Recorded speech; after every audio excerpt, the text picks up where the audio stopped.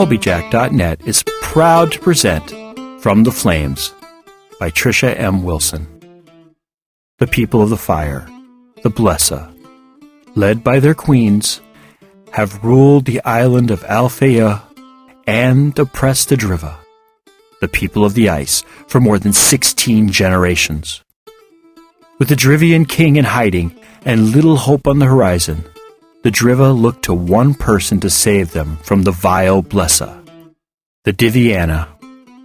According to legend, the divinely gifted Diviana will one day overthrow the Blesa and restore the Drivian King to his rightful throne. But with the search having lasted for more than 400 years, will the Diviana ever come to light? Willow is the slave of the Raskpil family. Bought at the age of 4, 20 years have passed since her life irrevocably changed. Her existence is no worse than any other slave, but within, Willow wonders if there isn't something more she should be doing with her life other than serving the ungrateful. Ordered to travel with her master's family to Sondertoft, so her master's adult children can take part in an ancient rite of passage, Willow is shocked when she learns that she too must participate. Will she fail, as all before her have? Will she rise to the challenge and become stronger after passing through the flames? Episode 93, Chapter 50, Set Fire to the Rain. Hawk, Samuel, and Willow waited an hour to enable the sacred guard to get into position. Adelina had also gone ahead, to get a good seat for the action, as she had said. "Ready?" Willow asked, looking at Hawk to get his answer. "Yes." His face was serious, but Willow thought she could detect a sparkle within their depths. "And remember, too, I've got it. I won't let you down." Nodding her own head, Willow concealed Hawk. The second he vanished from their sight, she sensed him transport away. "It should only take him a minute or two," Samuel said, trying to comfort her. Willow looked over the hill and on to the capital city of Eldarin. On such a dark and dreary day, the buildings surrounding the palace looked smaller than ever. And the palace, even though it was built in white marble, it didn't shine as it would have in the full light of the sun. A few seconds later, Willow sensed Hawk back. Waving her hand, she unconcealed him and asked, "Is it done?" "Yes. I had no problem moving their bodies. The guards were gone. Probably to the palace to hear Aluak's announcement. It's supposed to start very soon." "Good. Let's get the show on the road." Willow looked into the sky and concentrated. She willed the earth to do as she wished, to grant her the rain needed to enact the first part of her plan. Answering her call, the heavens opened up. Rain started to fall softly, at first. As a few minutes passed, the rain became harder and more unforgiving. It became torrential in nature, ruthlessly punishing the world around her for the atrocities perpetrated against her. "Perfect," Willow murmured. Closing her eyes, she focused on the rain, on changing the rain from its natural form. Willow felt a great sense of satisfaction within herself when the rain changed. She didn't even have to open her eyes or hear the exclamations of surprises from Hawk and Sigurd to know everything was going as she had planned. Finally opening her eyes, she was very pleased to see the results of her work. The sky, which had been dark and heavy with clouds, was now lit up, not by the sun, but by the rain. No longer the normal, refreshing, life-giving rain. This rain was something else, something not natural, something out of a hellish nightmare. The rain was on fire. Flames fell from the heavens as if the gods themselves were attacking the earth. Below them in the city, they heard screams from the citizens and cries of mercy as the unrelenting fire rain beat down upon the people. These people, in their panic, failed to notice that none of their buildings were going up in flames. Only the palace, that marble white monstrosity of a building, was being directly attacked. When the screams died down some, Willow said, "I think it's about time, don't you?" Hawk nodded, and the three of them grasped hands. A second later, they stood in the deserted town square. All around them, there were fires, the flames flickering toward Willow, welcoming their mistress back to the city, which had been so unkind to her only hours before. Taking the lead, Willow walked down the empty, fire-lined streets toward the palace. The fire rain continued to beat down around them as they walked, avoiding them no matter where they went. "Don't you think the fire-lined streets add a touch of class to the city?" Willow asked as they turned a corner and faced the palace. "No," she said, answering their worries before they could say anything. "I haven't gone crazy, just making a joke." "Funny time for a joke," Hawk said, coming up next to her. "Though I do like the huge flames around the palace. After he's gone, maybe we should burn it to the ground." No. That would be such a waste of good craftsmanship," Willow said. "I was thinking of turning it into a large orphanage, or maybe an inn. Some people would give a fortune to spend the night in the Queen's chamber." "It could be the new headquarters for the Sacred Guard. I know some of the men would be happy to provide tours for anyone who would want them," Samuel suggested. "Another good idea. But first we have to kill Aluak. Let's go meet his most treasonous and his backstabbing sidekick," she said, starting to walk across the white stone bridge which connected the city to the palace. A minute later, Willow reached the huge, richly adorned front doors. She pushed on them, trying to fling them open, but she found them barred from within. "Should I burn them down?" "No," Hawk said. "I like them. I'll transport us inside." "Only onto the other side of these doors. Remember, I want to see everyone's reaction to my alive status." Grasping hands again, they transported onto the other side of the door, appearing between two of Aluak's men who were guarding the doors. "Don't even think about it," Samuel said as the men reached for their swords. Then the men saw Willow, and they dropped the swords to the ground and took a few steps back in fear. "Yes, men, I'm alive. Where's the king?" The men didn't say anything, but one of them did point toward the throne room. "Should have known." They walked toward the open door leading to the throne room and heard Aluak speaking. "People of Eldrun!" he yelled from where he stood in front of the throne.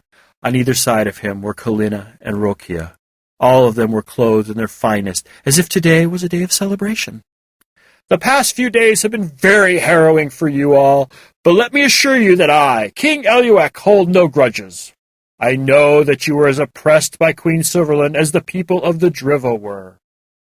From this day forward, I will start a new monarchy, one which will be based on peaceful resolutions and fairness for all. No more will you have to be afraid of your leader, for I have your best interest at heart.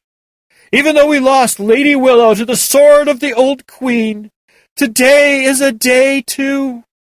Willow stepped out of the crowd, drawing eyes to her. "You are a liar," Willow said loudly, making her way through the crowd which parted for her like the seas. She didn't continue speaking until she was directly in front of Aluak and his cohorts. "A traitor, backstabber, and ungrateful bastard!" "You!" Aluak gasped, looking at her. "But you're dead!" "Was I? How could you be so sure that the sword you thrust into my body would kill me?" "Me? I would never have hurt you," Aluak denied. "Don't you remember?" Kalina asked, stepping next to him. "Queen Silverland attacked you and wounded you. King Aluak defended you, killing her." "He did no such thing, you lying betrayer. I saved your life. By the gods, I saved both of your lives. And what's my reward? A sword thrust through my body?" "That didn't happen," Aluak yelled, looking to the people behind her for support. "Please believe me, this woman is mistaken. Her battle wounds and the resulting fever has obviously clouded her memories. None of what she says is true." "I mistake nothing." Turning to the crowd, she said, "Why don't I show you what happened?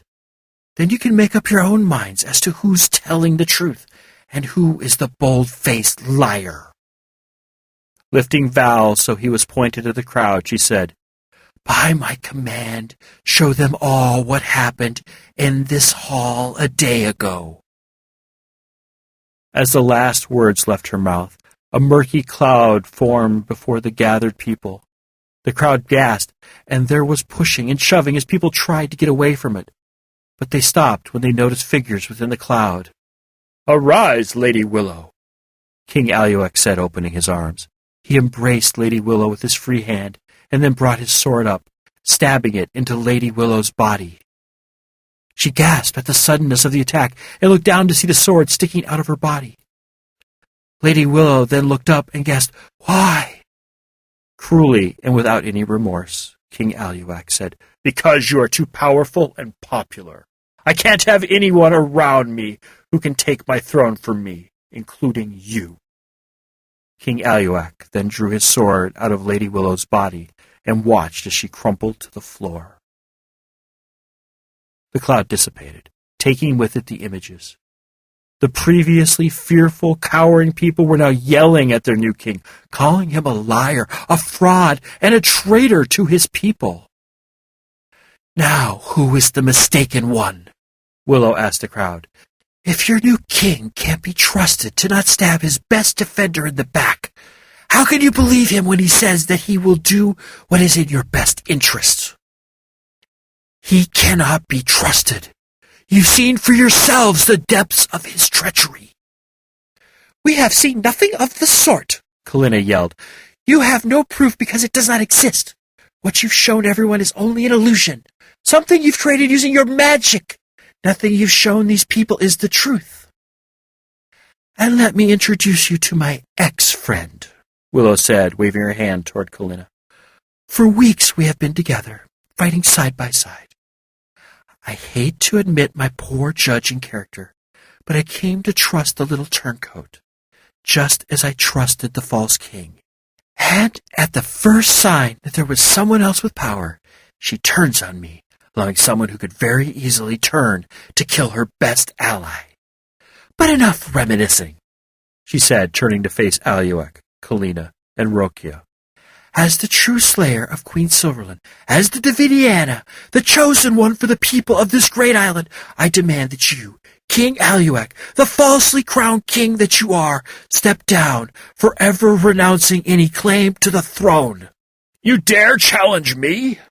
I am your king." "You are nobody's king when you cannot be trusted to not betray your people," Hawk spat, unable to stay quiet a second longer. "And if I refuse?"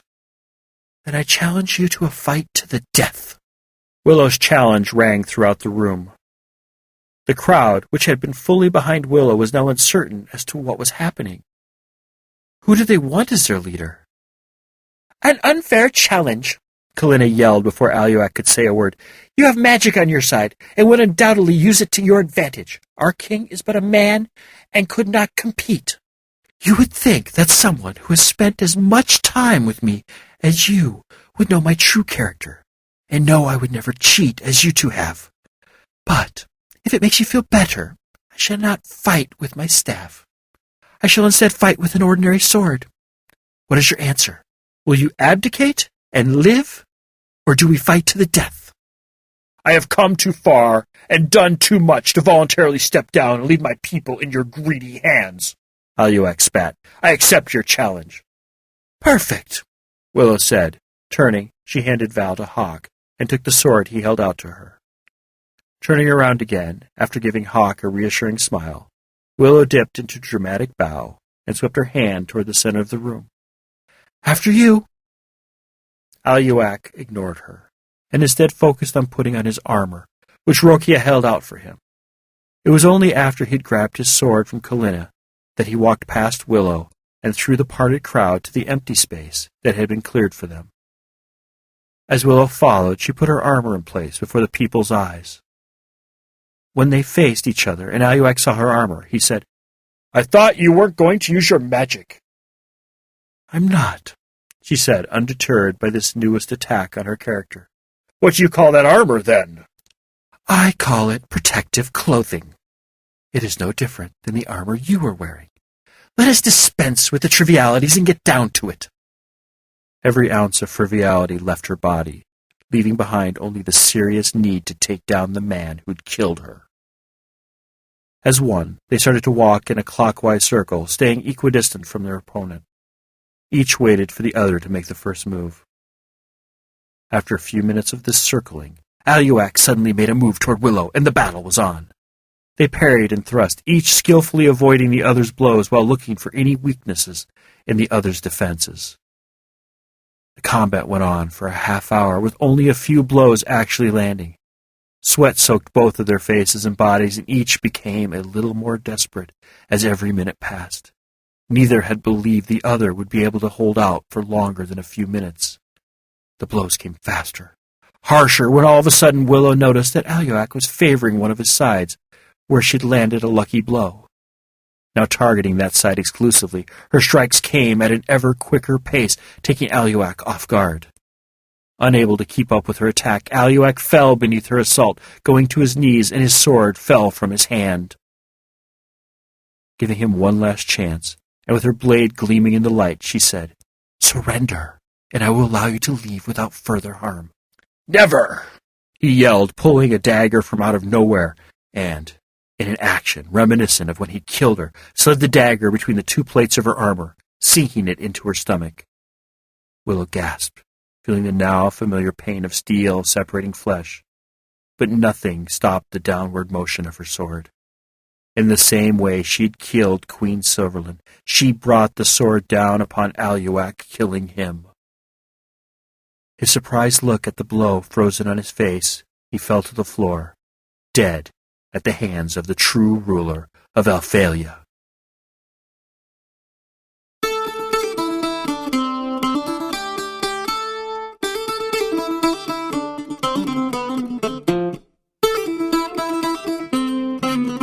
You have been listening to From the Flames by Trisha M. Wilson. Read, recorded, mastered, encoded, and produced by Colbyjack.net. This work is released under a Creative Commons 3.0 Attribution, Non-Commercial, Share-alike license. Do what you want with it, just don't try to profit from it. Heaven knows we can't. If you have any questions, comments, or rants you wish to share with us, we can be reached at Colbyjack at Colbyjack.net. That's COLBYTRAX @COLBYJACK.net. Yep, I sing it too. If you want to follow the exploits of Trisha in Twitterland, just search for Lady Trisha W on Twitter, or follow the ever-dashing, courageous, hardworking, intelligent, and immensely humble Colbyjack on the Twitters as well. If you find that you can't just wait to find out what will happen with Willow, the strong dude and the annoying dude, be heartened to know that From the Flames is available from Amazon, Barnes & Noble, and Smashwords, as well as from our little shop. Didn't you know about our little shop? Why, yes, we have a little shop located at shop. That's shop.colbyjack.net. That's shop.colbyjack.net. Yeah, real original there.